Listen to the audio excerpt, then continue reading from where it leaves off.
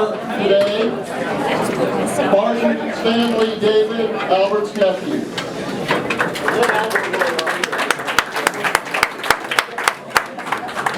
Thank you guys. Like Mark said, I'm Albert's nephew. He asked me to come and sing this song for you all today. So if you know the words, please don't sing along because you're going to ruin it. No. It's a song some of you might know. It's a favorite. It's one Albert really likes. So give me some help here if you know the words. This is for you all. Down in front. Here we go.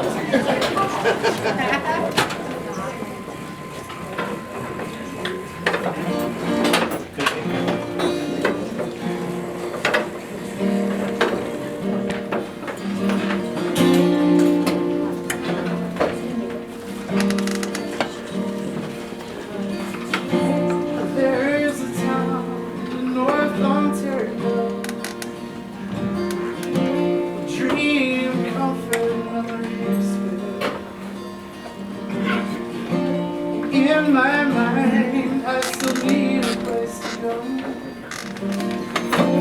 All my changes,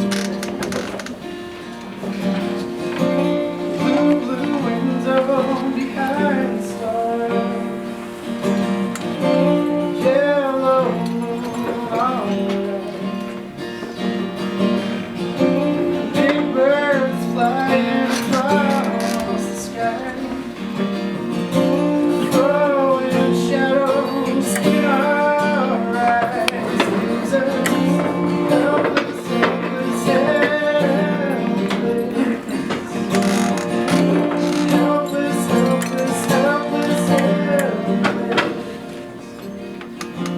Baby, you hear me now. Chains are locked and tied around my door. And baby, I want you to sing with me somehow. Helpless, helpless, helpless. Helpless, helpless, helpless.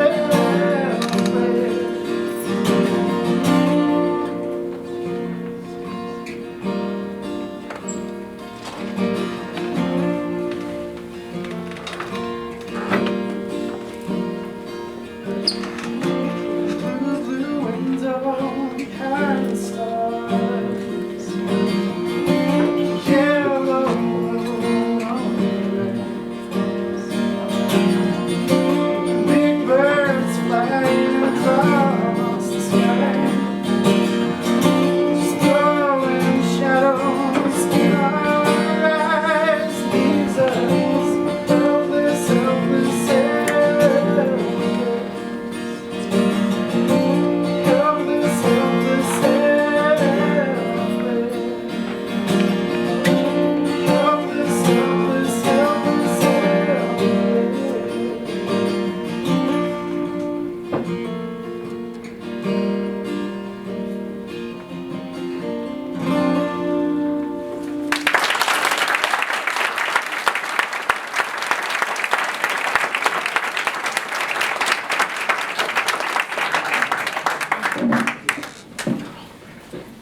So hello there. My name is Mark Schor, and I love Albert Goodman.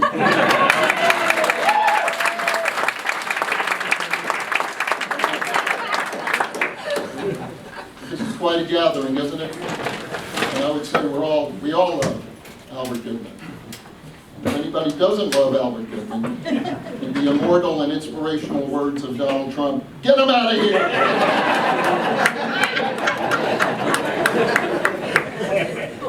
Well, we're gathered here today to honor and express our love for our dear friend, father, husband, brother, Albert Goodman. We're going to hear about Albert's life today, his creativity, from a number of his friends and family members. Albert has been an important, just on a personal note, Albert has been a very important part of some of the most significant moments of my life. from Washington, D.C. to Kibbutz Hanita in Israel, to Hollywood, and of course right here in our very own JCC. It's a true honor for me to be here today to celebrate Albert's life and art. By art, I mean, of course, his writing, his books, his screenplays, his beautiful photography, which we have exhibited around the room, his stand-up comedy. Did anybody catch that act at any time? His musicianship, yes, little known part of Albert's life, but an important part. And last but not least, most creative part of Albert, his hair. I love his hair.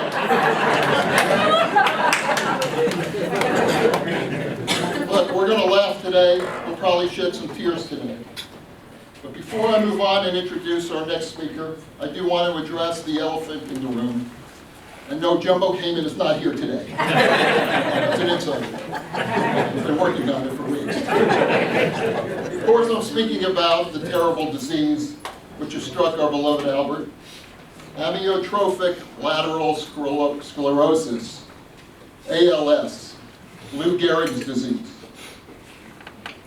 Has anyone else wondered how ironic it is that Albert Goodman has a disease named after a great athlete? I mean, wouldn't it have been more appropriate for Albert to get Woody Allen disease? Andy Leibovitz disease. No, but not that Albert is a bad athlete, ladies and gentlemen. After all, he has played in 50 consecutive Christmas morning football games right here at the JCC. Where he has excelled as left photographer, and middle videographer, and he's a heck of a referee. He can throw a flag like nobody's business. Albert, I love you.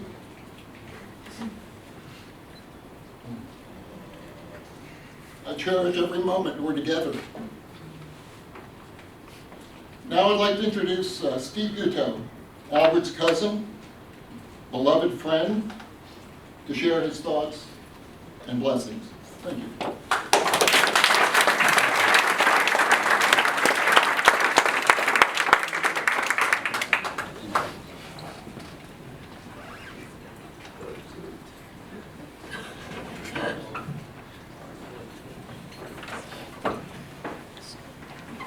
Albert, I promise, Rabbi or not, I won't speak for more than 20 minutes. I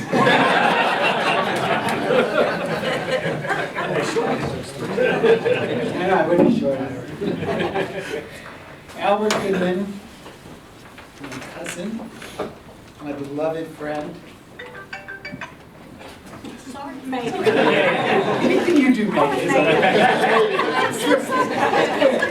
Everybody's. my teacher. We have a relationship that goes deep and has stood the test of time. You have walked the earth for 65 years, and I've walked it with you every single one of those years, which led you to understand the difference in our ages. I have known your love since I was a little boy. It has instilled in me an understanding of what love can be at its best. You are a man of love. Your emotions have always been the color of the canvas that makes you Albert Goodman. Everyone in this room and in 1,000 other rooms, whether it's Maida or Suzanne or Adam in Colorado or Merv or Brent and the rest of your loving family and myriads of friends, know exactly what I'm saying in our hearts. We have felt your smile that heals everything. When we feel it from you, we are right with the world and with God, however we define that which is divine. We also know your wit and your creativity. No thought is off limits when you are creating something, whether it's by hand or by word, or even the ideas in your head that we don't really know, but we absolutely know are there. You can deliver a zinger better than anyone I know. And even if the zingers hurt a little bit, Albert, It only hurts for a second, and then we get that smile, and all is good with the world. I remember sitting around with you and Suzanne and Michael. Where's Michael? Our beloved Lisa.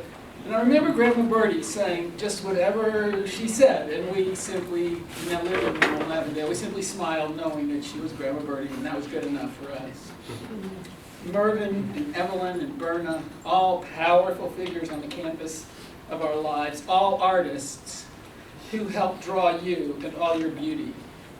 I know that our side of the family, Billy and Barbara and Taylor and Bobby and Mimi and Marcia and Andy and Uncle Al and Aunt Ruthie and Grandpa Abe and Grandma Rose, whoever they are, and those I'm not remembering, love you dearly. I think the outpouring of love and goodwill that you have felt and we have felt once you announced your illness has helped you, Albert, understand the incredible impact you have on your world. People flying in and driving in multiple times, calling till the phone lines were burning up, gorgeous poetry on Facebook, a cry of the people that you have touched about the part of them that you have given them. Nous sommes tous Albert Goodman. All of us, we are all Albert Goodman. All of us feel that part of ourselves that you've given us. I think you have been, I actually confirmed this with you yesterday at your house, as surprised as anyone at the depth of the love that is poured forth.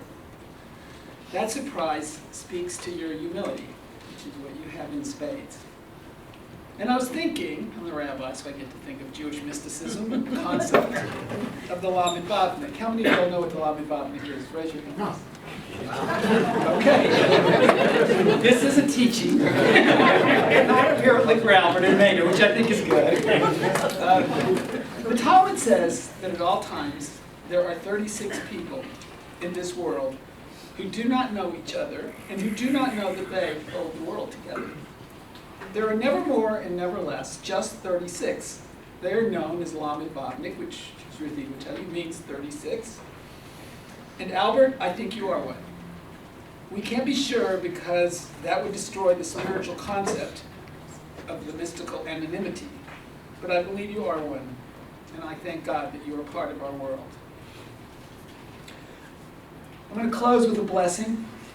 This blessing, I had actually written one, but this was rewritten for me by Albert's friend, Tess Taylor, who is not here, but the blessings are actually on your table. Don't try to read along with it because you could, but you don't have to. It's called A Prayer of Hope and Healing for Albert. And I want you to think of your own blessings, and I'm going to let us do that for a few seconds at the end. But I want you to think of your own blessings as we move along. Hover over Albert, dear God. Wrap him in a blanket of grace. Infuse him with hope and healing. Send your angels to take him when he slumbers in the healing realms and restore him in all ways. May angels keep watch over him and direct you gently in the ways of life. Thank you for hearing our prayers. And I say on behalf of all of us to thank you, Tess. Now may each of us in this room take a slight moment, just breathe in as hard as you want, close your eyes if you wish, open your hearts, and offer your own blessing silently for this wonderful human being that has meant so much to all of us. Please do that.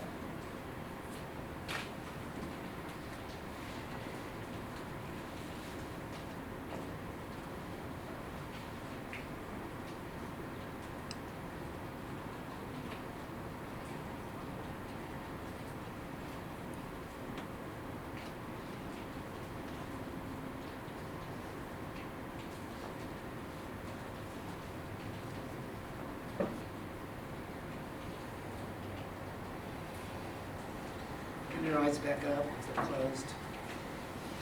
Dear people in this room, Can we all take this last second together to say amen?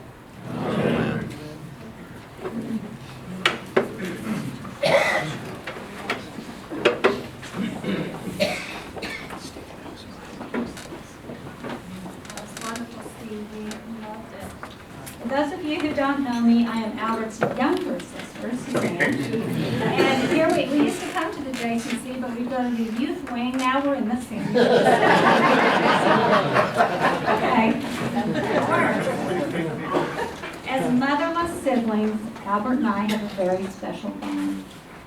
We have the same sense of humor we got from our dad, with secret smiles that only we understand. When thinking about our lives together, I kept coming up with movies that mimicked ours because we love going to the movies. The first being The Help. We were lucky enough to have Moselle Harris, or Momo as we called her, to take care of us in our younger years. She was a surrogate mother and she made us feel safe. She loved us and we loved her. The next movie that comes to mind is South Pacific. We loved to dance to Some Enchanted Evening. Our lives did seem enchanted while living with our Grandma Bertie and our dad. We played at our dad's store on Saturdays, went to Bachman Lake on Sundays, and had birthday parties and family gatherings with the Yannicks, Gutows, and Goodmans. Albert was always my protector. He let me come to all his Boy Scout meetings. He won me prizes at the fair. He was fiercely protective when his friends made fun of me. And he was the first one to tell me I was beautiful. But I would be lying if I let you think it was always enchanted without me. When I was old enough to make him sandwiches and get him water, it felt like I was in The Help. When Albert was in 6th grade and I was in 3rd grade, he decided that we would enter the Arthur Kramer talent show. A